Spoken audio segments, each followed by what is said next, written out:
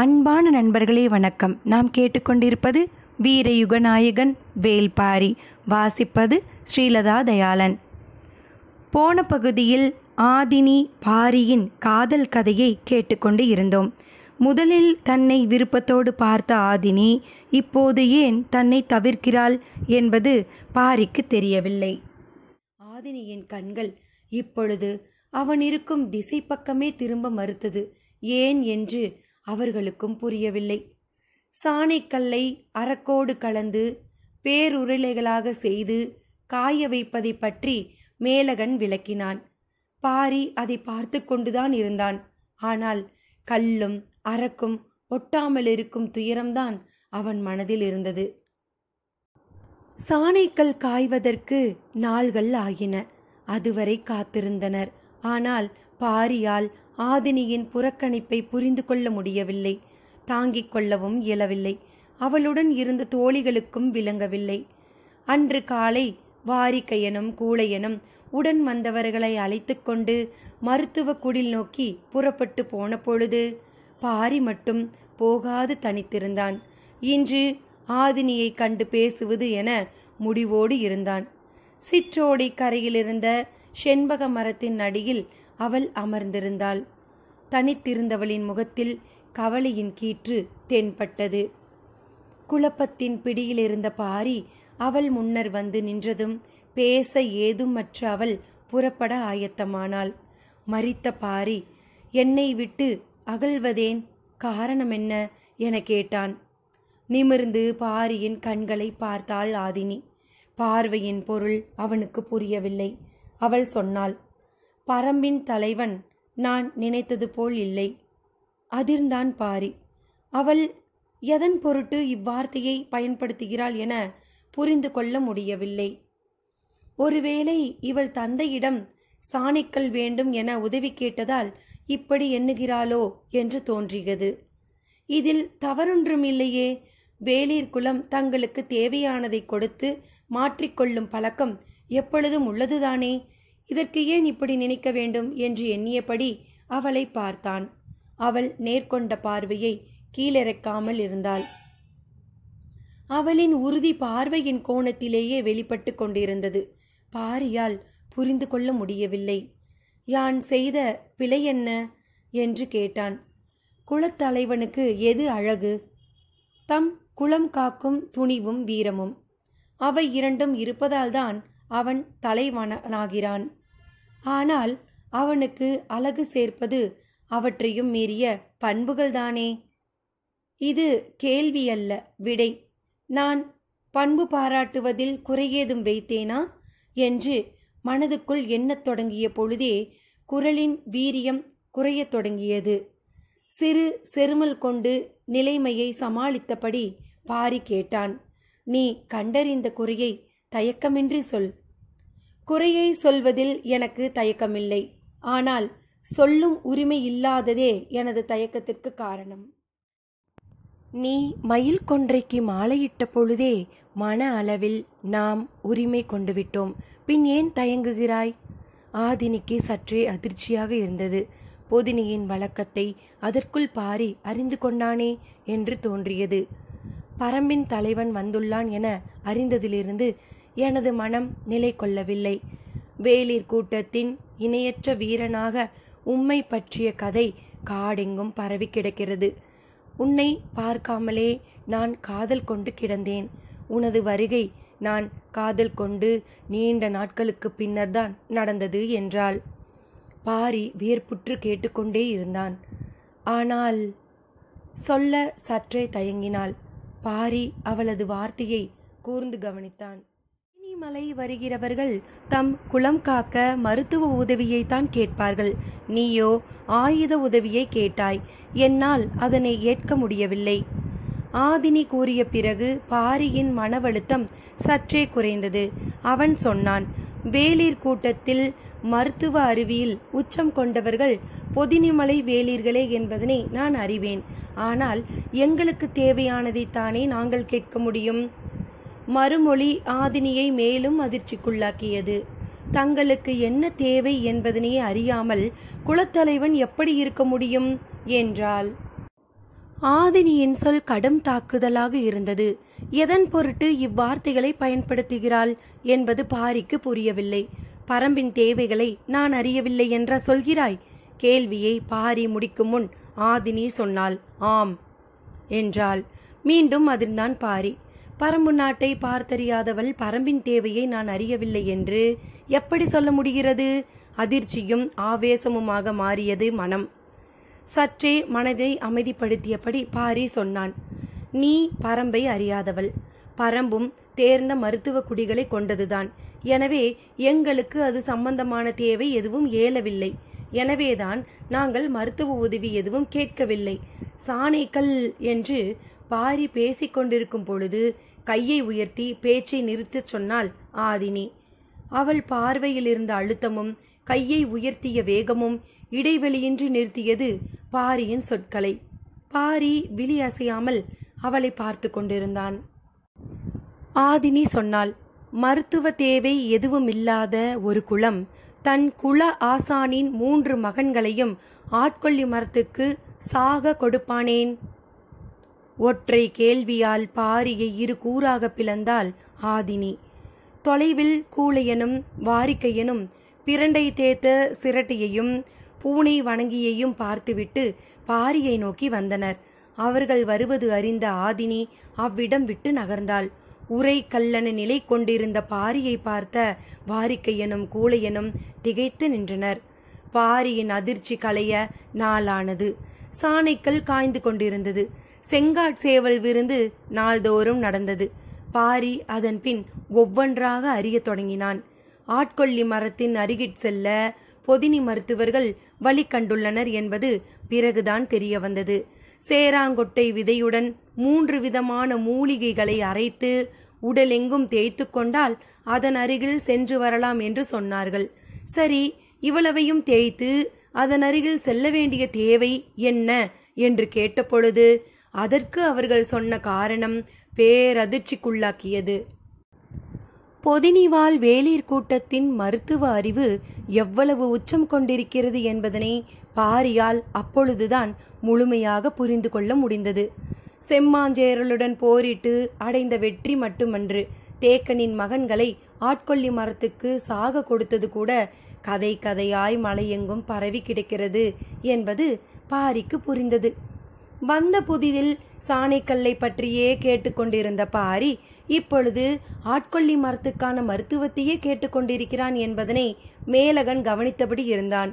வேளிர் கூட்டத்தோடு ஒரு மாற்று செய்யலாம் என்பது முன்னோர் வாக்கு. ஆனால் பாரி இருபொருள் கேட்பானோ என்று தோன்றியது. சாணைக்கல் அறக்கோடு காய்ந்து இறுகப்பற்றி வட்ட வடிவ உருளையாக மாறியது. நாளை அதனை எடுத்து பயன்படுத்தலாம் என்று மேலகன் சொன்ன பொழுது பாரி சொன்னான். எனக்கு சாணைக்கல் தேவையில்லை என்றான். இது மேலகன் எதிர்பார்த்ததுதான். சாணைக்கல்லுக்கு மாறாக ஆட்கொள்ளி மரத்துக்கான மருந்தினை கேட்பான் என்று முன்கூட்டியே நினைத்திருந்தான். ஆனால் அம்மருந்தினை இனிமேல்தான் உருவாக்க வேண்டும் என்றான். நான் அம்மருந்தினை கேட்கவில்லையே என்றான் பாரி. மேலகன் அதிர்ந்தான். சாணைக்கல்லும் வேண்டாம், ஆட்கொள்ளி மரத்துக்கான மருந்தும் வேண்டாம் என்றால் உனக்கு என்ன வேண்டும் என்று கேட்டான்.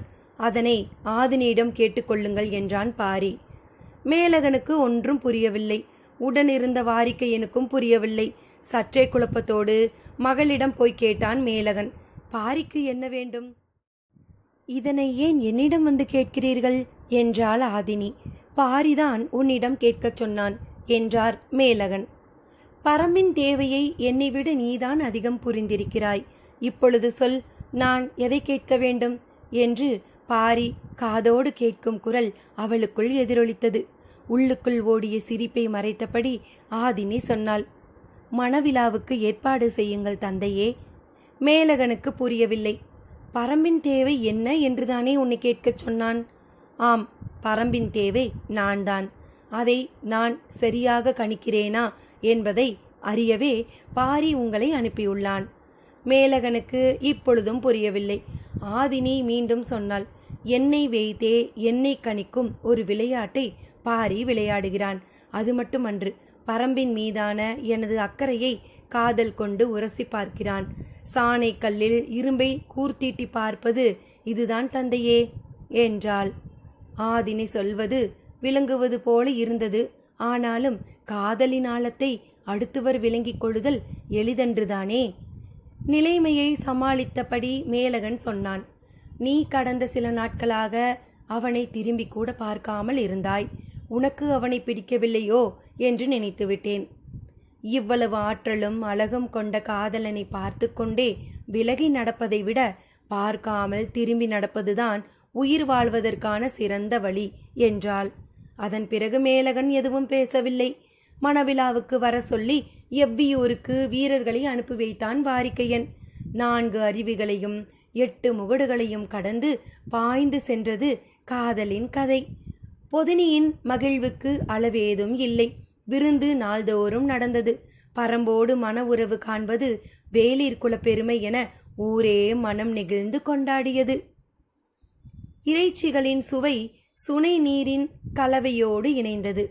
இவ்விருந்தில் பரிமாறப்படும் இறைச்சிகள் அவ்வளவு சுவையோடு இருப்பதற்கு சுனை நீர் முக்கிய காரணம்.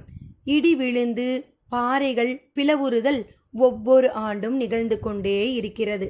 ஆனால் பாறையின் பிளவுகளின் ஊடே உருவாகும் புதிய சுனை நீர் கடினத்தன்மை கொண்டிருக்கும். ஆழ புதைந்த இடியில் உருவான நிலவுப்பு நீரில் கலந்து சில மாதங்களாவது வந்து கொண்டே இருக்கும். அந்நீரில் வேக வைக்கப்படும் இறைச்சி இணையற்ற சுவை கொண்டிருக்கும். விழுந்த இடியின் நாட்கணக்கும் பிடிப்பட்ட விலங்கின் வயது கணக்கும் இணைந்துதான் இலையில் விருந்தாகிறது. இயற்கையின் வெவ்வேறு ஆற்றலை உணவாக சமைக்க தெரிந்ததுதான் மனிதனின் மகத்தான கண்டுபிடிப்பு. பொதினி மக்கள் இறைச்சி தொடங்கி இடிவரை பலவற்றை சமையலுக்கு பயன்படுத்தினர். மண்ணும் தாதுக்களும் என்னவெல்லாம் செய்யும் என்பதில் இவர்களுக்கு இருக்கும் ஆற்றல் இனே சொல்ல முடியாதது. புதிய இடியூற்றின் சுனை நீர் கொண்டே விருந்துக்கான இறைச்சி ஏற்பாடானது. வாரிக்கையனும் உடன் வந்த எவரும் எதனையும் விட்டு வைக்காமல் விருந்தை உண்டு மகிழ்ந்தனர். பொதினியின் ஐஞ்சுவைக்குள்ளுள்ள குணம் தனிதான். அதனை விளக்கியபடியே மேலகன் சொன்னான். ஆதினி மயில் கொன்றை மரத்துக்கு மாலையிட்ட அன்றே இத்திருமணம் முடிவாகி விட்டது. சின்னதாய் சிரித்தான் வாரிக்கையன். ஏன் சிரிக்கிறீர்கள் என கேட்டான் மேலகன். அதற்கு முன்பே முடிவாகிவிட்டது என்றான் வாரிக்கையன். மேலகனுக்கு புரியவில்லை. பரம்பின் ஆதிக்கல்லான ஆழம் பனைக்கல்லை மன உறவுக்காக மட்டுமே கொடுக்கும் பழக்கம் எங்களுடையது என்றான் வாரிக்கையன். அப்படியென்றால் நீங்கள் சாணைக்கல்லுக்காக வரவில்லையா? சாணைக்கல்லுக்கு மட்டும் என்றால் பாரி ஏன் வர வேண்டும்? நாங்கள் மட்டும் போதாதா? பாரி அறிந்துதான் வந்தானா?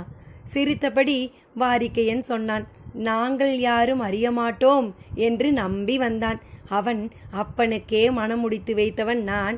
என்னிடமே விளையாடுகிறான் என்றான். உங்களுக்கு இந்த செய்தி தெரியாதா? சாணைக்கல்லை பற்றி செய்தி சொன்ன முதுபாணனிடம் இவன் அதிகம் வினவியது ஆதினியை பற்றிதான். அப்படியா என கேட்டான் மேலகன். இடிநீரில் இறைச்சியை சேர்க்கும் உங்களுடைய அறிவை போலத்தான் ஆயுதத்தோடு ஆதினியை சேர்த்தான் பாரி. மேலகன் வியர்ப்பிலிருந்து மீள நேரமானது. குன்றின் சிறு பாறை முனையில் அமர்ந்திருந்தான் பாரி. அவனது தோளிலே சாய்ந்திருந்தாள் ஆதினி. கும்மிருட்டு நிலை கொண்டிருந்தது. பாரியின் முகப்பில் ஏன் அமர வைத்திருக்கிறாள்? ஏதாவது காரணம் இருக்கும் என்று சிந்தித்தபடி இருந்தான். இருளுக்குள் இருந்து முழு நிலவு மேலேறி வரும் நேரம் நெருங்கிக் கொண்டிருந்தது. பற்றிய தோளிலிருந்து முகம் விலகாமல் ஆதினி கேட்டாள். எதை பற்றி சிந்தித்து கொண்டிருக்கிறீர்கள்? மெல்லிய குரல் மேலெழுந்து வந்தது. குலத்தின் தலைவனுக்கு எது அழகு? ஆதினி இதனை எதிர்பார்க்கவில்லை. விடை சொல்ல வாயெடுத்தவள் சற்றே அமைதியானாள். ஏன் விடை சொல்ல மறுக்கிறாய்? அழகான தலைவன் தன் குலத்தோடு சேர்ந்த பிறகு நான் சொல்ல என்ன இருக்கிறது? சொல்லி நிறுத்திய ஆதினி அசைவற்று அவனை பார்த்து கொண்டிருந்தாள். காதலியிடம் கற்றுக்கொள்ளும் சுகம் ஆணுக்கு வாய்ப்பது அரிது. நீ எனக்கு என்னுடைய அறியாமையை காண்பித்தாய். என்னுள் புகும் உனது ஆற்றல் என்னை திகைக்க செய்துவிட்டது. ஆதினி சொன்னாள். என்னுள் புகும் உனது ஆற்றல் என்னை என்ன செய்கிறது தெரியுமா? பாரி மெல்ல தலையசைத்து தெரியவில்லையே என்றான். அவன் தோள் தழுவிய கையை சற்றே மேல் நகர்த்தி இந்த அறியாமைதான் பேரழகு என்றாள். இமைகள் மூட தலைப்பட்ட பொழுது உச்சி மலையிலிருந்து பெரும் காற்று வீசி இறங்கியது. எதிர்ப்புற குன்றின் பின்புறத்திலிருந்து முழு நிலவு மேலெழ மஞ்சள் ஒளியின் மரங்களின் நுனி இலைகள் கூசி சிலிர்த்தன. மயங்கிய பாரி இயற்கையின் பேரழகை விஞ்சும் ஆற்றல் தனது கன்னத்தை ஏந்தி நிற்கும் கைகளுக்கு இருக்கிறதோ என நினைத்து கொண்டிருக்கையில் ஆதினி சொன்னாள். கண்களை மூடுங்கள், உலகின் பேரழகை காட்டுகிறேன் என்றாள். அவள் சொல்லிய விதமே பெரும் மயக்கத்தை ஊட்டியது. என்ன செய்ய போகிறாள் என அறியும் ஆவலில் கண்களை மூடினான். இவ்வளவு பொழுதும் தனது உடலோடு ஒட்டி இருந்த அவள் தன்னை விட்டு விலகுகிறாள் என்பதை உணர்ந்தபடியே இருந்தான் பாரி. சிறிது நேரம் எதுவும் சொல்லாமல் இருந்தாள். பாரியின் எண்ணங்கள் எங்கேயோ போய் திரும்பின. இப்பொழுது கண்ணை திறங்கள் என்றாள். பாரி மெல்ல கண்களை திறந்தான். எதிரில் ஆதினி நின்று கொண்டிருந்தாள். சிறு புன்னகையோடு அவனையே பார்த்து கொண்டிருந்த அவள் வலப்புற மலை உச்சியை காட்டி அங்கே பாருங்கள் என்றாள். பாரி திரும்பி பார்த்தான். நில ஒளியில் மலை உச்சியை பார்த்து கொண்டிருக்கையில் ஏதோ ஒரு வேறுபட்ட தன்மையை உணர்ந்தான். என்னவென்று புரியவில்லை. காற்று வீசிக்கொண்டிருந்தது. கன நேரத்திற்குள் நூற்றுக்கணக்கான சிறகு நாவல் பழங்கள் மலை உச்சியிலிருந்து காற்றில் மிதந்து வந்து கொண்டிருந்தன. இமைக்காமல் பார்த்தான் பாரி. அலை அலையாய் வந்த அதிசயம் வந்து இறங்கியது. உச்சி மலையில் எட்டி பார்க்கும் நிலவுக்குள்ளிருந்து கருநீல பொன்வண்டு காற்றெங்கும் மிதந்தபடி பாரியை நோக்கி வந்தது. நம்ப முடியாத காட்சி. வானம் முழுவதும் வந்து கொண்டிருந்தது. கன நேரத்தில் கிறுகிறுத்து போனான் பாரி. மலை உச்சியில் இருக்கும் சிறகு நாவற் காட்டிற்கு நேர் கீழாக இருப்பதுதான் பொதினி குன்று. உட்கார்ந்திருக்கும் இந்த பாறை முனை இன்னும் துல்லியமானது.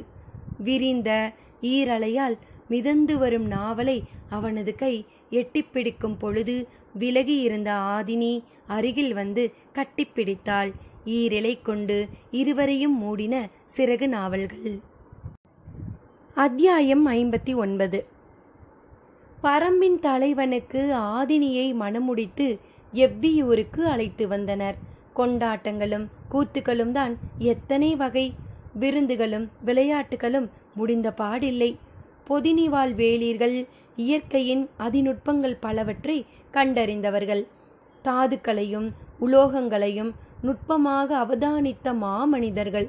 அந்த குலமகள் பரம்பு தலைவனை மணந்து எவ்வியூர் புகுந்தாள். மணமுடிக்கு செல்லும் குலமகளோடு 18 குடிகளை அனுப்பி வைப்பது பொதினி வேளிர்களின் குலமரபு. பச்சிலை, தாதுக்கள், உலோகங்கள், உடற்கூறுகள் என பலவற்றிலும் தேர்ந்த 18 மருத்துவ குடிகளை உடன் அனுப்பி வைத்தான் மேழகன். மதிப்பிட முடியாத மனித செல்வங்களோடு ஆதினி எவ்வியூருக்குள் நுழைந்தாள். பொதினி மலையடிவாரத்து ஊர். எவ்வியூர் பச்சை மலையின் உச்சியில் நிலை கொண்ட ஊர். மேகத்துக்குள் வாழ்வது போலவே எவ்வியூரின் பகற்பொழுது இருக்கும். நழுவி நகரும் மேகங்களுக்குள் கூந்தல் பறக்க ஓட வேண்டும் என்று ஆசை தோன்றியது ஆதினிக்கு. தான் ஒன்றும் குழந்தை அல்லல் என்று மனதுக்குள் எண்ணிக்கொண்டாள். மரங்களின் எல்லா இலைகளின் மீதும் நீர் தேங்கியிருப்பதை பார்த்து கொண்டே இருந்தாள்.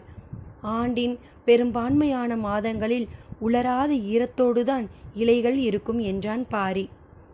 இயற்கையின் குளுமையை விட ஆதினியின் ஆழ்மனம் அதிகம் குளிர்ந்திருந்தது. மேல் மாடத்தில் நின்று இருவரும் பேசிக்கொண்டிருந்தனர். மாடத்திற்குள் மலர்படுக்கையை ஆயத்தம் செய்யும் பணி நடந்து கொண்டிருந்தது. எவ்வியூர் பெண்கள் பொதினிக்கு சென்று அன்று மாலைதான் மணவிழா நடந்தது. அன்று இரவு பாரிக்கும் ஆதினிக்கும் தலைநாள் இரவு. பொதினியின் குலவழக்கப்படி குலசடங்குகளை செய்தனர். இரவு மலர்படுக்கை ஆயத்தமானது. படுக்கையின் நடுவில் ஆவாரம்பூவின் இதழ்களை பரப்பி இருந்தனர். அது மஞ்சள் நிறத்தால் ஆனது. அதையடுத்து அத்திப்பூவின் நீல நிறத்தாலான வளைந்த கோடுகளை உருவாக்கி இருந்தனர். 3 கோடுகளை சுற்றி வெண்டாலையின் வெண்மை பரவி கிடந்தது. அதன் விளிம்பு பகுதியில் செந்தாழையின் சிவப்பு அணிவகுத்து இருந்தது. அது ஒரு மாயப்படுக்கையைப் போல வண்ணத்திலும் மனதிலும் பெருமயக்கத்தை உருவாக்குவதாக இருந்தது. அது பொதினியின் பூப்படுக்கை என்றால் எவ்வியூரின் மலர்படுக்கை வேறு விதமாக இருந்தது. வண்ண குறிஞ்சியினால் படுக்கையை ஆயத்தம் செய்தனர். பல்லாண்டுக்கு ஒருமுறை பூக்கும் குறிஞ்சி. பச்சை மலையின் எத்திசையில் எல்லாம் பூத்து கிடக்கிறது என்பதனை அறிந்து எல்லாவற்றையும் கொண்டு வந்து சேர்த்தனர். பொன் வண்ண குறிஞ்சியின் மஞ்சள் இதழ்களை படுக்கையின் நடுவில் விரித்தனர். பச்சை மலையின் வடகோடியில் மட்டுமே பூத்துள்ள மலை வண்ண குறிஞ்சியின் நீல நிற இதழ் கொண்டு நடுவில் இருந்த மஞ்சளை சுற்றி அழகிய வட்டம் அமைத்தனர். பவளக்குறிஞ்சியின் செம்மை நிற இதழ்களையும் செங்குறிஞ்சியின் வெண்மை நிற இதழ்களையும் மாற்றி மாற்றி அடுக்கினர். ஒரு சுடர் படபடத்து எரிவதை போன்ற ஒரு தோற்றம் அது கொள்ள செய்தது. வாடா குறிஞ்சியின் செந்நீல இதழ்களை விளிம்பெங்கும் வரிசைப்படுத்தினர். குறிஞ்சி காமத்துக்கான பூ. அதன் மனமும் வண்ணமும் கன நேரத்தில் மனித ஆழ்மனதை தன்னகப்படுத்தி கொள்ளும். குறிஞ்சி பூக்க தொடங்கினால் காடு முழுவதும் பூக்கும். காமத்தின் தன்மையும் அதுதான். கால் விரல் நுனியிலிருந்து நெற்றியில் சுருண்டு கிடக்கும் கூந்தல் வரை எல்லாவற்றிலும் காமத்தீ இணையாக பற்றும். பற்றி எரியும் போது மிச்சமின்றி எரியும் தீ அது. மொத்த காடும் எரிவதைப் போலத்தான் இருக்கும் குறிஞ்சி பூக்கும் காலம். அதுதான் காமத்தின் காலம். காத்திருந்து எரிந்து காலா காலத்திற்கும் மணக்கும். படுக்கையின் தன்மைக்கு ஏற்ப அதுவே மனத்தை அரையெங்கும் பரப்பி இருக்கும். மாலை நேரத்து கதிரவன் ஒளிமங்க சிறிது நேரமே இருந்தது. சட்டென ஒரு சிந்தனை தோன்றியது பாரிக்கு. ஆதினியை அழைத்து கொண்டு மாடத்தை விட்டு கீழிறங்கி வந்தான். மாடத்தின் வெளிப்புறத்தில் புதிதாக செய்யப்பட்ட தேர் நின்றிருந்தது. குதிரைகளை அதில் பூட்டச் சொன்னான். வீரர்கள் குதிரைகளை பூட்டினர். ஆதினியை தேரில் அமர வைத்து பாரி தேரை ஓட்டினான். வீரர்களும் மற்றவர்களும் பார்த்திருக்க நாகப்பச்சை வேலியை கடந்து தேர் வெளியேறி போனது. எங்கே போகிறான் என யாருக்கும் தெரியாது. ஆதினியை தேரிலே உட்கார வைத்து சுற்றி காண்பித்து விட்டு வருவான் என நினைத்தனர். ஆதினி இதுவரை தேர் பயணம் செய்ததில்லை. மாலை நேரத்து சுருங்கும் ஒளியும் சீரிப்பாயும் தேரின் ஓசையும் மலை மடிப்புகளின் இளம் பச்சையும் காண கிடைக்காத காட்சியாக இருந்தது. அவளது முகம் இயற்கையின் ஆதி சுவையை உணர்ந்து கொண்டிருந்தது. முறையான பாதைகள் உருவாக்கப்படாததால் வேகத்தை குறைத்து தேரை மெதுவாக ஓட்டினான். தேர் சென்று கொண்டே இருந்தது. கதிரவன் ஒளி சிரித்து அணைய ஆயத்தமாக்கி கொண்டிருந்தான். மலை உச்சியில் ஒளி அகழுதல் விளக்கை ஊதி அணைப்பது போல சட்டென நிகழ்ந்துவிடும். ஆனாலும் தேரை திருப்பாமல் முன்னோக்கி ஓட்டிச் சென்றான் பாரி. ஆதினி எதுவும் கேட்கவில்லை. மலை முகட்டோரம் போய் தேர் நின்றது. வண்டியிலிருந்து இறங்கிய பாரி ஆதினி இறங்க உதவி செய்தான். சற்றே சிந்தித்தபடி நின்றவன் தேரிலிருந்து குதிரைகளை கலற்றி விட்டான். அவன் என்ன செய்ய போகிறான் என்பதனை ஆதினியால் கணிக்க முடியவில்லை. உன்னை ஓரிடத்திற்கு அழைத்துச் செல்கிறேன் வா என சொல்லி மலை முகடு நோக்கி நடந்தான். ஒளி முற்றிலும் அகன்று இருள் கவிழ்ந்தது. இவனை பின்பற்றி நடந்தாள் ஆதினி. குதிரைகளை அப்படியே விட்டுவிட்டு வந்திருக்கிறீர்களே, காட்டுக்குள் ஓடிவிடாதா என்றாள். போகாது. இந்த மேட்டில் மட்டுமே முயற்புல் இருக்கிறது. அதற்கு மிகவும் பிடித்த உணவு அதுதான். இந்த இடம் விட்டு எளிதில் அகலாது என்றான். அப்படியா என கேட்டபடி நடந்தாள். இருள் முழுமையாக நிலை கொண்டு விட்டது. முகட்டை அடைந்ததும் மலையின் சரிவை நோக்கி இறங்கத் தொடங்கினர். கால்களை கவனமாக எடுத்து வை என்றான். நீருக்குள் மூழ்கும்போது உள்ளே போக போக அடர்ந்த ஓசை பெருகி வந்து காதடைக்குமே, அப்படித்தான் காட்டின் ஓசையும். நேரம் ஆக ஆக இருள் அடரோசையாக மாறிக்கொண்டிருந்தது. சிறிதும் பெரிதுமான பாறைகளுக்கு நடுவில் ஆதினியை கவனமாக அழைத்து கொண்டு கீழிறங்கினான் பாரி. இருளுக்குள் மீன்களைப் போல மிதந்து கொண்டிருக்கும் செடி கொடிகளின் இலைகளை கையால் தட்டியபடி நடந்த ஆதினி கேட்டாள். எங்கே போகிறோம்? குறுக்கிட்டு கிடந்த மரக்கட்டையை அகற்றி ஆதினி நடப்பதற்கு வழி அமைத்தபடி பாரி சொன்னான். நீ பொதினி மலையின் பேரதிசயத்தை எனக்கு காண்பித்தாய் அல்லவா? அதே போல பரம்பின் அதிசயத்தை உனக்கு காட்ட அழைத்துச் செல்கிறேன் என்றான். அன்று முழு நிலவு நாள். சிறகு நாவல் பழங்கள் மிதந்து வந்ததை தெளிவாக பார்க்க முடிந்தது. இன்று நிலவற்ற காரிருள் நாள். இந்த கும்மிருட்டில் எதை பார்க்க முடியும் என்றாள். பொதினியின் அதிசயத்தை பார்க்க நிலவின் ஒளி தேவைப்பட்டது. ஆனால் பரம்பின் அதிசயத்தை தெளிவாக பார்க்க ஒளியற்ற காரிருள்தான் தேவை என்றான். ஆதினிக்கு வியர்ப்பும் ஆர்வமும் ஒரு சேர பெருகின. ஒளியற்ற இருளில்தான் தெளிவாக பார்க்க முடியும் என்றால் அது என்னவாக இருக்கும் என்று சிந்தித்தபடியே நடந்தாள். நின்று பொறுமையாக வழிக்குறிப்புகளை கவனித்தபடி முன்னடந்தான் பாரி. இருளில் இரக்கத்தில் காலெடுத்து வைப்பதில் கூடுதல் விழிப்புணர்வு தேவை. பாரி முன்னடப்பதால் பதற்றமில்லாமல் நடந்தாள் ஆதினி. நேரம் கூடியது. இருளின் அடர்த்தி அதிகரித்து கொண்டிருந்தது. முன்னடக்கும் பாரியின் கைப்பற்றி கீழிறங்குவதும் தோள் பிடித்து நடப்பதுமாக ஆதினி வேறொரு விளையாட்டை விளையாடி கொண்டு வந்தாள். ஆனாலும் என்னதான் காண்பிக்கப் போகிறான் என்பதை கேட்காமல் இருக்க முடியவில்லை. நீங்கள் காண்பிக்கப் போகும் பரம்பின் அதிசயம் என்னவென்று தெரிந்து கொள்ளலாமா? கண் முன்னால் அதை காண்பித்துச் சொல்கிறேன். அப்போது அடையும் அனுபவத்தை ஏன் இழக்க வேண்டும்? பற்றிய தோளை ஆதினியின் கை இறுக பிடித்தது. கால்கள் தடுமாறுகின்றனவோ என பாரி நின்றான்.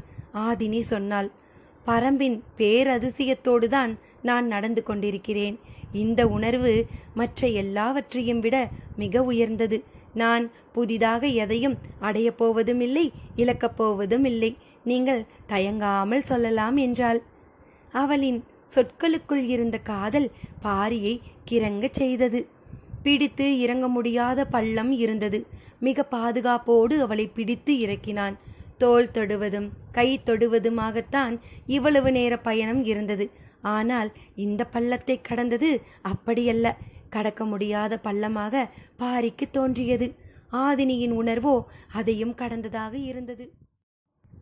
சற்றே கால் சரிந்து பாரியின் மேல் விழுந்தவளை தூக்கி விலக்கி நிறுத்த முடியவில்லை பாரியால். அந்த இடைவெளி உருவானால்தான் நடக்க முடியும் என தெரிந்தும் அதை உருவாக்குவது எளிதாக இல்லை. செங்குத்தாக சரிந்து கிடக்கும் மலைச்சரிவில் கும்மிருட்டில் கண்கட்டி விளையாடுவது போல இந்த காதல் விளையாட்டு. பாரி சற்றே சிந்தித்து இந்த விளையாட்டுக்குள் மனம் சிக்கிவிடக்கூடாது, கவனமாக காலடி எடுத்து வைக்க வேண்டும் என நினைத்து நடந்தான். ஆதினிக்கு இதுவெல்லாம் தேவையில்லை. பாரி மட்டுமே அவளின் பார்வையில் இருந்தான். முன்னடந்த பாரி சொன்னான், நான் காண்பிக்கப் போவதை இதற்கு முன் மிக சில மனிதர்களே பார்த்திருக்கிறார்கள். அப்படியா என்றாள் ஆதினி. ஆம், அதன் பெயர் இராவெறி மரம். ஆதினிக்கு சட்டென புரியவில்லை. என்ன மரம்? இராவெறி மரம். இதன் இலைகள் பகலிலே வாங்கிய ஒளியை இரவிலே உமிழும். பார்ப்பதற்கு எண்ணிலடங்காத சுடர்கள் எரியும் விளக்கை போல இருக்கும். கிறங்கி நின்றாள் ஆதினி. என்ன சொல்கிறீர்கள்? அப்படி ஒரு மரம் இருக்கிறதா? ஆம், மழை நீரை உள்வாங்கிய மண் ஊற்றாக கசிய விடுகிறதல்லவா, அதே போல பகல் முழுவதும் ஒளியை உள்வாங்கி இரவு முழுவதும் வெளிச்சத்தை கசிய விடும். பார்ப்பதற்கு மரம் பற்றி எரிவது போல இருக்கும். சொல் கேட்டு நின்ற ஆதினியின் தோள் தொட்டான் பாரி. கனவுலிருந்து மீண்டவளைப் போல மீண்டாள். இன்னும் எவ்வளவு தொலைவில் அந்த மரத்தை பார்க்கலாம்? சிறிது தொலைவு இறங்கினால் சரிவு பாறைகள் முடிச்சிட்டது போல் கிடக்கும். அங்கிருந்து பார்த்தால் எதிரில் இருக்கும் மலைச்சரிவில் இராவெறி மரம் தெரியும். ஆதினியால் ஆசையை அடக்க முடியவில்லை. ஒளிரும் மரத்தை பார்க்க வாய்ப்பும் இந்த கணத்தை அடைய மனம் தவித்தது. இப்பொழுதுதான் இன்னும் கவனத்தோடு நடக்க வேண்டிய இடம். எனவே பார்த்து வா என்று சொல்லியபடியே நடந்தான் பாரி. நீங்கள் எப்போது அந்த மரத்தை பார்த்தீர்கள்? காடறிய பயணப்படும்போது தேக்கன் காண்பித்தார். பல ஆண்டுகள் ஆகியிருக்குமே, அதன் பிறகு பார்க்கவில்லையா என்றாள். இல்லை, பகலில் அந்த மரத்தை நம்மால் கண்டறிய முடியாது. அந்த மரம் பகலில் எப்படி இருக்கும் என்று இன்று வரை யாருக்கும் தெரியாது. இரவு நேரத்தில் எதிரில் குன்றில் நின்று பார்த்தால்தான் கண்டறிய முடியும். அதுவும் நிலவற்ற இது போன்ற காரிருள் நாளில் நள்ளிரவில்தான் நன்றாக காண முடியும். அதற்கான வாய்ப்பு இப்பொழுதுதான் அமைந்துள்ளது என்று சொல்லியபடி அழைத்துச் சென்றான். சரிவு பாறைகள் முடிச்சிட்டது போல் திருகி கிடக்கும் இடம் வந்தது. அவற்றின் ஓரத்தில் நின்றபடி பார்த்தான். எதிரில் எதுவும் தெரியவில்லை. கும்மிருட்டாக இருந்தது. பாறையின் இன்னொரு முனையில் போய் பார்த்தான். அப்போதும் எதிரில் மலைத்தொடர் தெரியவில்லை. தான் வந்தது சரியான பாதைதானா என சிந்தித்தான். அந்த மலை சரிவில் இந்த இடம் மட்டும்தான் சரிவு பாறைகள் முடிச்சிட்டு கிடக்கும் ஒரே இடம். எனவே தான் வந்துள்ளது சரியான இடம்தான் என்பதனை முடிவு செய்த போதுதான் ஓர் உண்மை பிடிபட்டது. ஆதினியிடம் சொன்னான். நாம் சரியான இடத்திற்குத்தான் வந்துள்ளோம். ஆனால் மேகக்கூட்டங்கள் இரு மலைகளுக்கும் இடையில் முழுமையாக இறங்கி நிற்கின்றன. அதனால் எதிரில் இருக்கும் மலைத்தொடர் நம் கண்களுக்கு தெரியவில்லை. ஆதினியின் முகம் சற்றே கவலையடைந்தது. அப்படியென்றால் நம்மால் இன்று பார்க்க முடியாதா? அவள் கேட்டுக்கொண்டிருக்கும் போதுதான் பாரிக்கு தோன்றியது. இன்னும் சிறிது நேரத்தில் மழை வந்துவிடும். நாம் இருப்பது மிகவும் ஆபத்தான இடம். பெருமழை என்றால் சரிவு பாறையில் மழைநீர் எவற்றையெல்லாம் இழுத்து கொண்டு வரும் என தெரியாது. நாம் உடனடியாக பாதுகாப்பான இடத்திற்கு போயாக வேண்டும் என்றான். தொலைவில் இடியோசை கேட்டது. பறையை இழுத்து அடிக்கையில் தோளின் மீது இருக்கும் தூசி அதிர்வதைப் போல மாமலை அதிர்ந்தது. பெருமின்னல் ஒன்று வெட்டி இறங்கியது. மொத்த மலைத்தொடரின் மீதும் ஒளியின் கண் திறந்து மூடியது. சரிவு பாறையை கடந்து இடப்புறம் போவதுதான் பாதுகாப்பு என கருதிய பாரி ஆதினியை கைப்பிடித்து கொண்டு வேக வேகமாக நடந்தான். இவ்வளவு வேகமாக இருளுக்குள் நடப்பது சரியில்லை என தோன்றியது. ஆனாலும் வேறு வழியின்றி நடந்தான். அடுத்தடுத்து மின்னல்கள் இறங்கத் தொடங்கின. மின்னல் ஒளியால் தென்பட்ட பாதையை வைத்து விரைந்து அழைத்துச் சென்றான். அவன் எண்ணி வந்தது போலவே பிளவுண்ட பாறைகளுக்கு நடுவில் பெருங்குகை ஒன்று இருந்தது. விரைந்து வந்து குகைக்குள் நுழைந்தான். ஆதினியும் பின்தொடர்ந்து வந்தாள். கொட்டும் மலையின் கொட்டம் தொடங்கியது. எங்கும் மலையின் பேரோசை. இடியால் நடுங்கியது காடு. உரிய நேரத்தில் குகைக்குள் அண்டியதால் ஆபத்திலிருந்து தப்பித்தோம். நாம் இருப்பது மலையின் சரிவான பகுதி. மேலேறவும் முடியாது, கீழிறங்கவும் முடியாது. இந்த பகுதியில் பாதுகாப்பாக அண்டுவதற்கு இந்த ஒற்றை குகை மட்டுமே உண்டு என்று பாரி சொல்லிக் கொண்டிருந்தான். காரிருளுக்குள் அடர்மலையும் சற்றே அச்சத்தை வரவழைப்பதாக இருந்தன. மின்னல்கள் இடைவெளியின்றி இறங்கிக் கொண்டிருந்தன. ஆனாலும் மின்னல் ஒளியில் குகையின் உட்புறத்தை பார்க்க முடியவில்லை. எவ்வளவு உள்வாங்கிய குகை இது! இதற்குள் விலங்குகள் எதுவும் பதுங்கியிருக்குமோ என்ற எண்ணம் தோன்றியபடி இருக்க ஆதினி அமைதியானாள். இடுப்பில் இருக்கும் சிறு வாள் தவிர பாரியிடம் வேறு ஆயுதங்கள் இல்லை என்பதனையும் அவள் கவனித்தபடி இருந்தாள். மலையின் பேரோசை அடங்கும் வரை ஆதினியின் அமைதி நீடிக்கும் என்பதனை உணர்ந்தான் பாரி. குகையின் நடுவில் இருந்த சிறு பாறையின் மீது ஆதினியை தோள் சாய்த்து உட்கார்ந்திருந்தான். இராவெரி மரத்தை ஆதினிக்கு காட்ட வேண்டும் என்ற ஆர்வத்தில் மேகத்தின் தன்மையை கவனிக்காமல் இருந்துவிட்டோம் என தோன்றியது. கவனித்திருந்தாலும் வராமல் இருந்திருப்போமா என்பது தெரியாது. காதல் இடி மின்னலுக்கு விலகி நடக்க தெரியாத உயிரினம் என்று மனதுக்குள் நினைத்தபடி உட்கார்ந்திருந்தான்.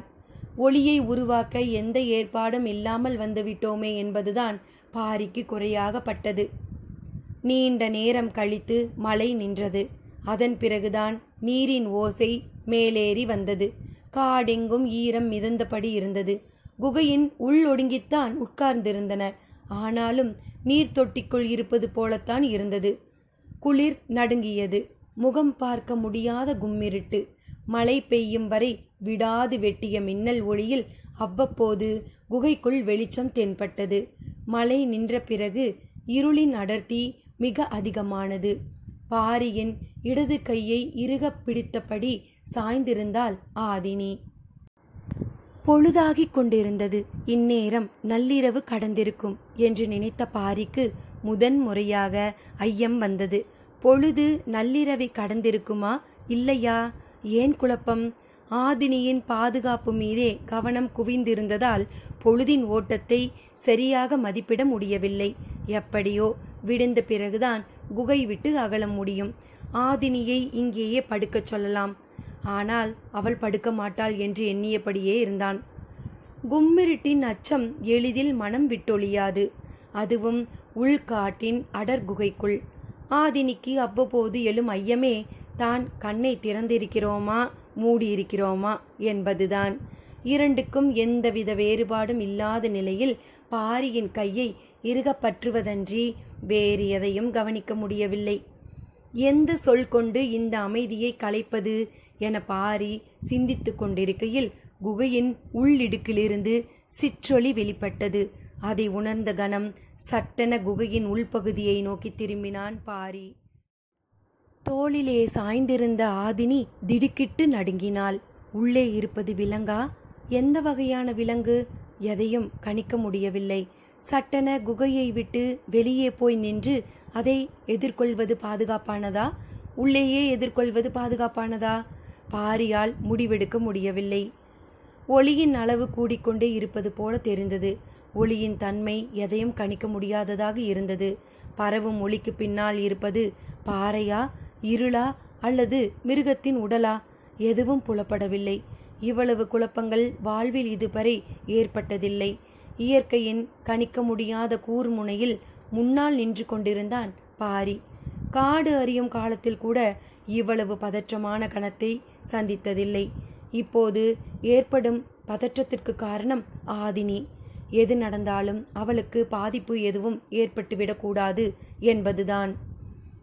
ஒளியின் அளவு கூடிக்கொண்டே இருந்தது.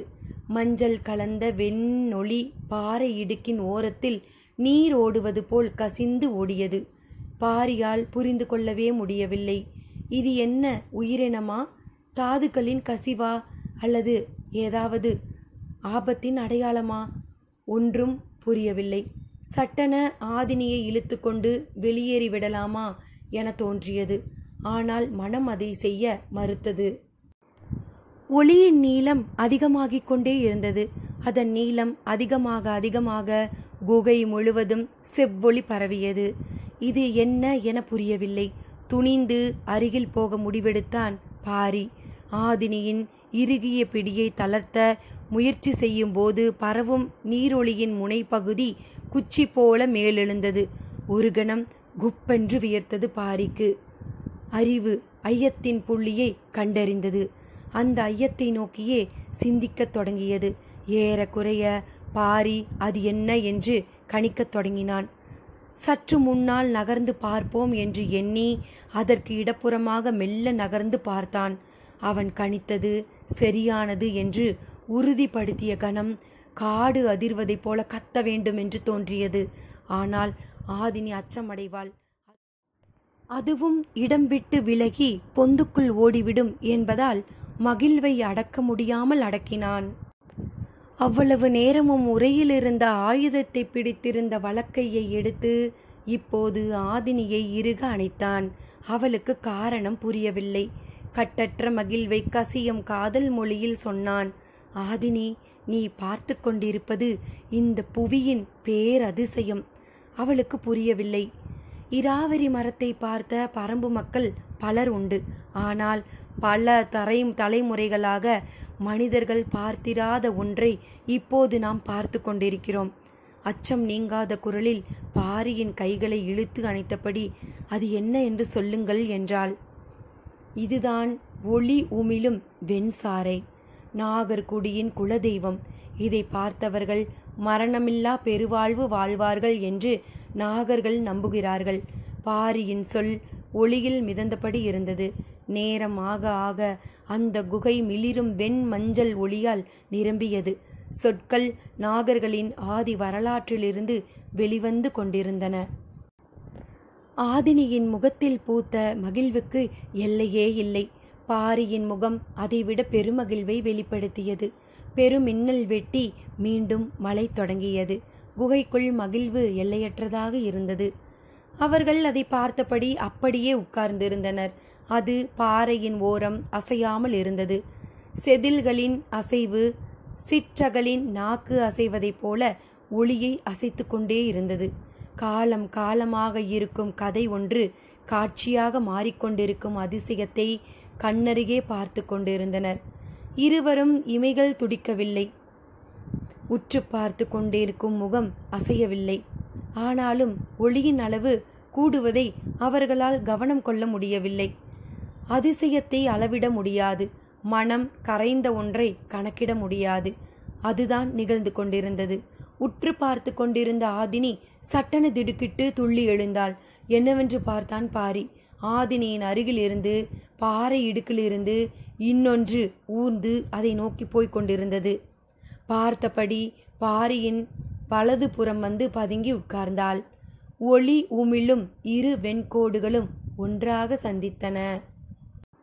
சிறிது நேரத்தில் ஒன்றை ஒன்று சுற்றி பின்னத் தொடங்கின.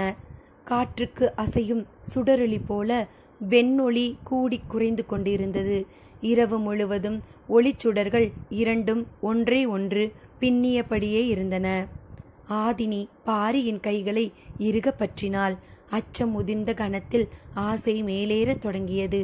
வெண்ணொளி பின்னுவது போல இருளுக்குள் இருந்த உருவங்களும் தயங்கி தயங்கி பின்னத் தொடங்கின. மலையின் ஓசை போல மூச்சுக்காற்றின் ஓசையும் கூடிக்கொண்டே இருந்தது. அத்தியாயம் 60. பொழுது விடிந்து நீண்ட நேரம் ஆகிவிட்டது. நண்பகல் கடந்த சிறிது நேரத்திலேயே ஒளி அகன்றுவிடும். எனவே வேகமாக நடக்க வேண்டும் என முடிவு செய்து குகையை விட்டு வெளியேறினர். இரவு முழுவதும் கடுமழை பெய்ததால் சரிவில் நடந்து மேலேறுவது எளிதல்ல என்பது தெரியும். கவனமாக நடந்து செல்ல துணிந்தனர். மலை எங்கும் இருந்து நீரூற்று கசிந்து கொண்டே இருந்தது.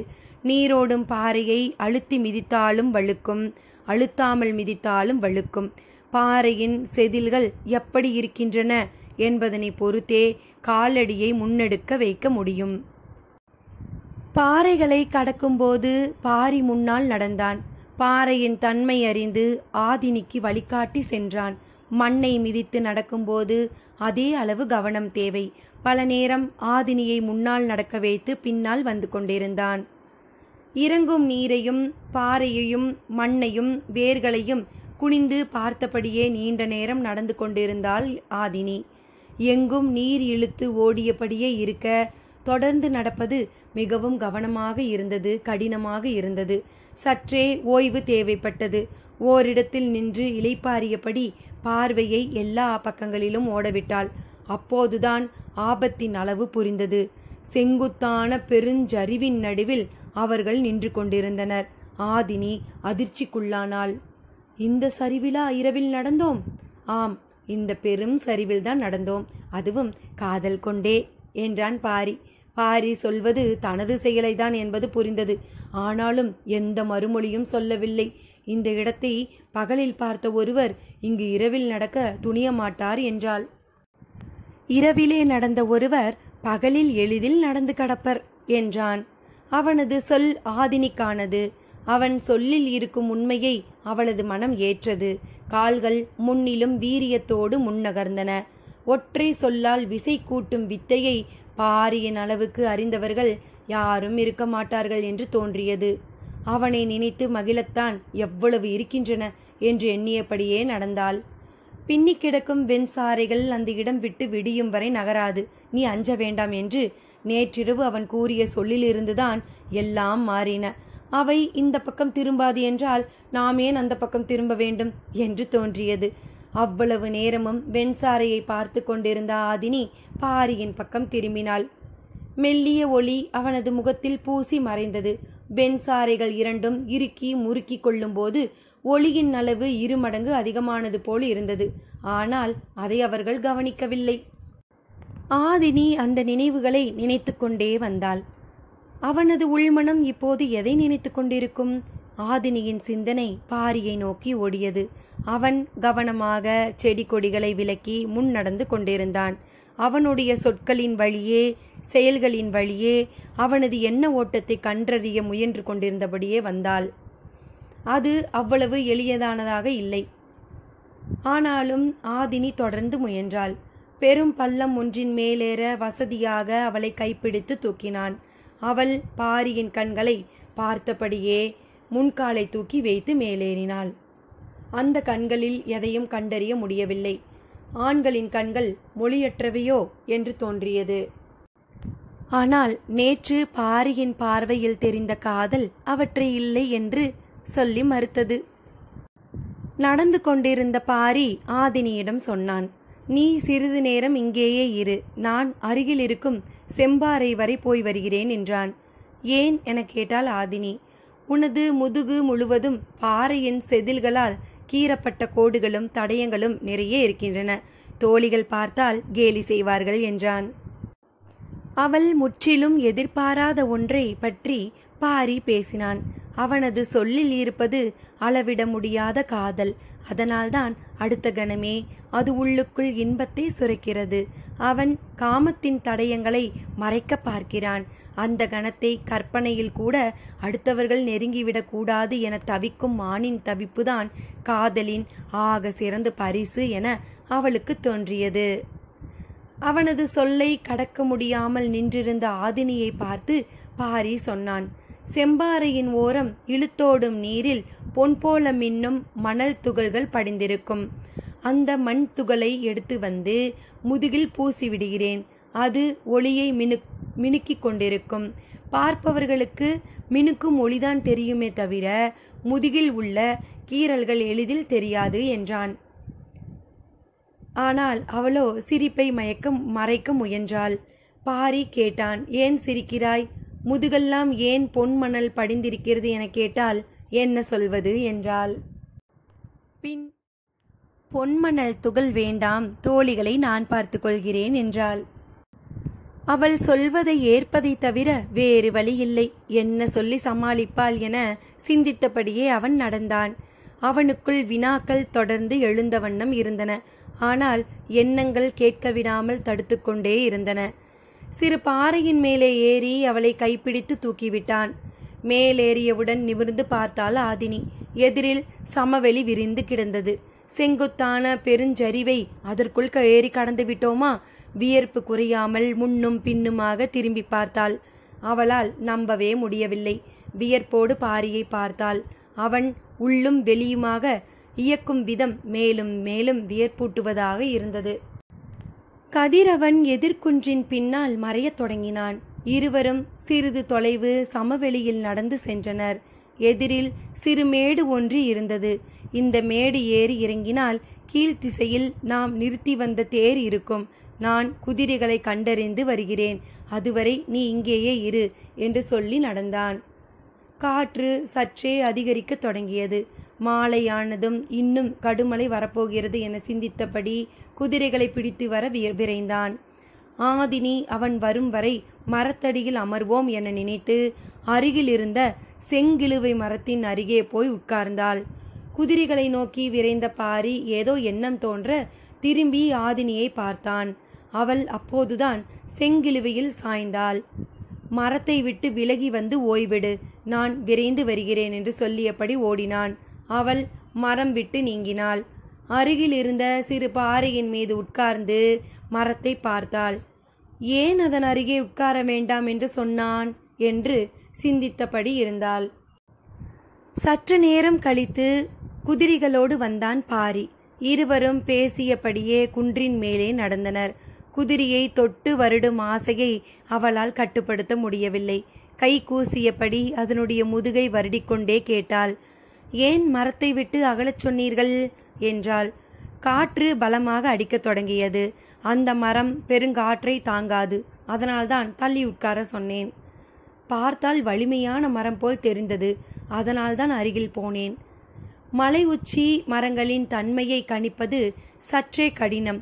எளிதில் நம்மை ஏமாற்றிவிடும் என்றான். நீங்கள் எப்படி கண்டறிந்தீர்கள்? உதிரும் அதன் இலையை வைத்துதான். இலையை வைத்தா? ஆம், இலையில்தான் மரத்தின் குறிப்பு இருக்கிறது. குதிரை மீதிருந்த கையை விலக்கி அவனை பார்த்தாள். பாரி சொன்னான், உதிரும் இலையின் நுனிப்பகுதி கீழ்நோக்கி வருகிறதா, அடிப்பகுதி கீழ்நோக்கி வருகிறதா, அல்லது சம எடையுடன் காற்றை வெட்டி வெட்டி மிதந்து வருகிறதா என்பதை இலையின் கீழ்ப்புறமுள்ள நரம்பின் தன்மையே தீர்மானிக்கிறது. மரங்களுக்கு வயது ஆக ஆக நரம்பின் பிடிமானமும் கன அளவும் மாறும். அது மாற மாற உதிரும் இலையின் தன்மையும் மாறும். எனவே உதிரும் இலை எந்த நிலையில் உதிர்கிறது என்பதனை வைத்தே மரத்தின் வயதை ஆற்றலையும் சொல்லிவிடலாம். வியப்பாக இருக்கிறது என்றாள் ஆதினி. இதில் என்ன வியப்பு இருக்கிறது? ஓடும் நரியை பார்த்தவுடன் வயதை சொன்னார் உன் தந்தை, அதுதான் வியப்பு. சொல்லிக் கொண்டிருக்கும் போதே தொலைவில் தேர் நிற்பது தெரிந்தது. பாரி கை நீட்டி அதை காண்பித்தான். அதை பார்த்தபடியே ஆதினி கேட்டாள். தேரின் நேரெதிர் திசையில்தானே கீழே இறங்கினோம். இப்போது இடப்பக்கமாக ஏறி வருகிறோம். காட்டின் எதை நாம் தீர்மானிக்க முடியாது, காடுதான் தீர்மானிக்கும். நாம் பார்க்க போனது ஒன்றை, பார்த்தது வேறொன்றை. அப்படித்தான் எல்லாமும் என்றான் பாரி. பேசியபடியே தேரை நெருங்கினர். கதிரவன் மலையில் சரிபாதி மறைந்து விட்டான். காற்றின் வேகம் கூடியபடி இருந்தது. குதிரைகளை தேரில் பூட்ட முன்புறமாக போனான் பாரி. ஆதினி வலப்புறமாக தேரை நோக்கி நடந்தாள். காற்று பலம் கொண்டு வீசியதில் குதிரை காது விடைத்து கனைத்தது. அதன் கழுத்து பகுதியை தடவி கொடுத்து அமைதிப்படுத்த முயன்றான். அப்போது ஆதினி அழைக்கும் குரல் கேட்டது. குதிரை மீண்டும் எதிர்காற்றில் துள்ளி கனைத்தது. குதிரையை அருகில் இருந்த சிறு மரத்தில் கட்டிவிட்டு ஆதினியின் அருகில் வந்தான். அவள் தேர் சக்கரத்தின் அருகில் உட்கார்ந்து எதையோ பார்த்து கொண்டிருந்தாள். அங்கு உட்கார்ந்து என்ன செய்கிறாள் என்று எண்ணியபடி அருகில் வந்தான் பாரி. தேர் சக்கரத்தின் ஆரக்காலில் முல்லை கொடி ஒன்று முழு சுற்று சுற்றி தலையை வெளிப்புறமாக நீட்டியபடி இருந்தது.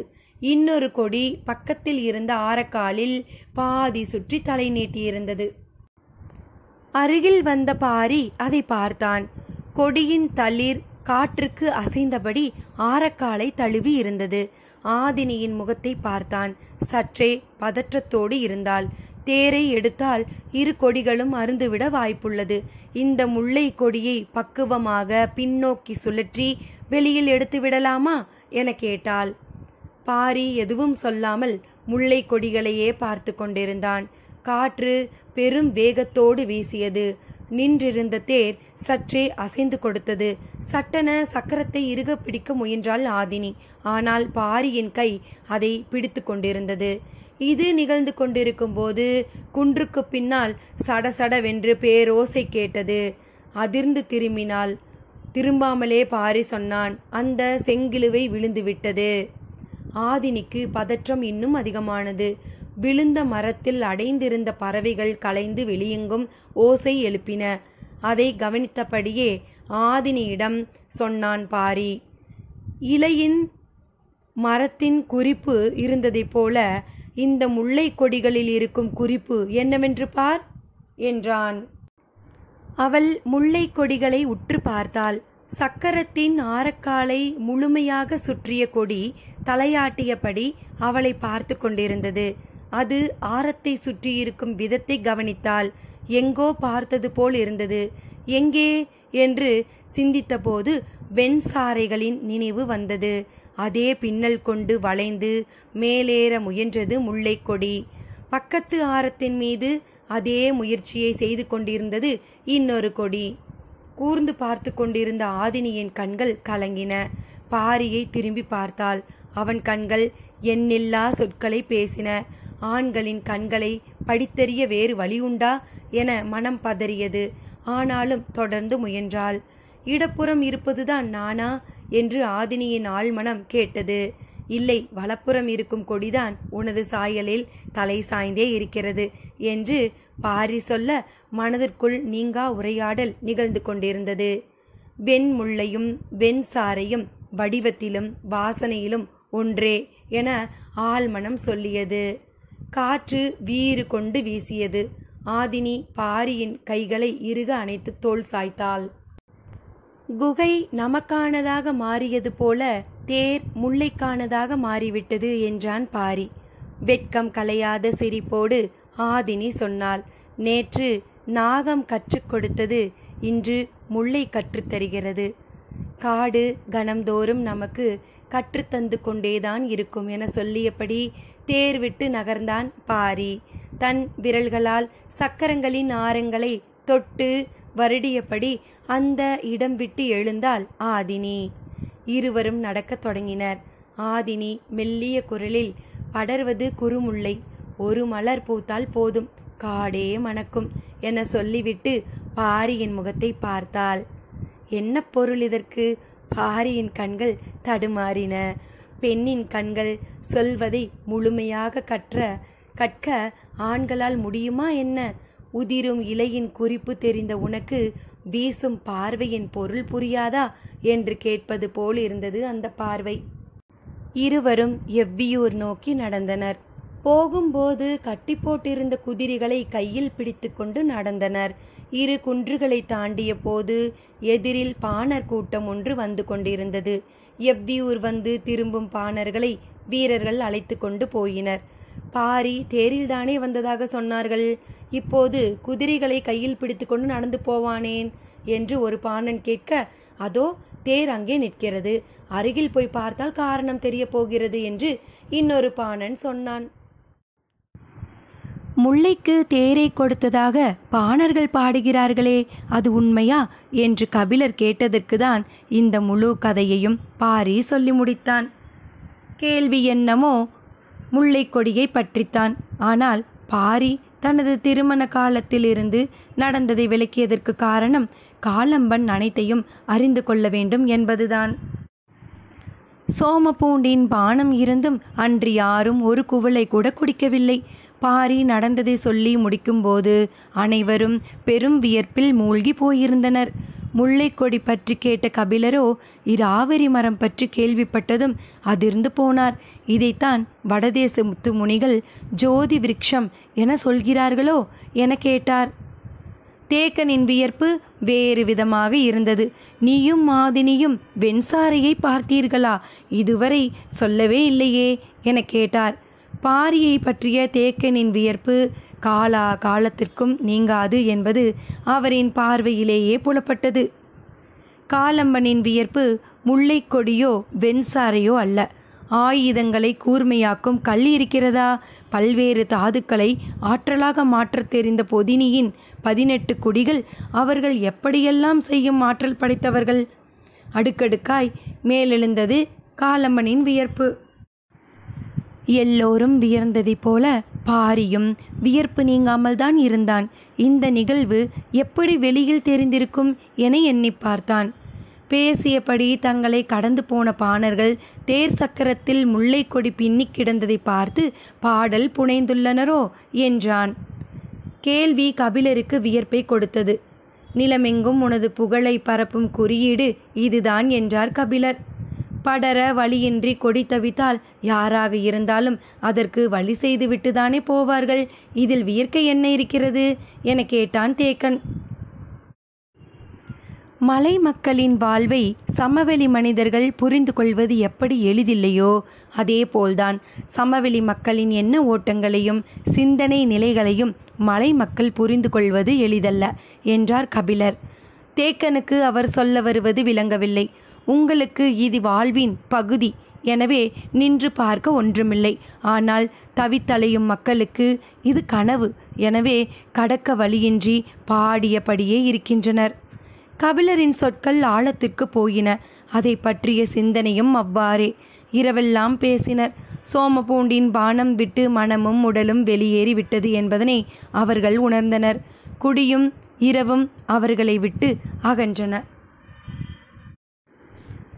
முல்லைக்கு பாரி ஏன் தேர் கொடுத்தான் என்பதனை தெரிந்து கொண்டோம்.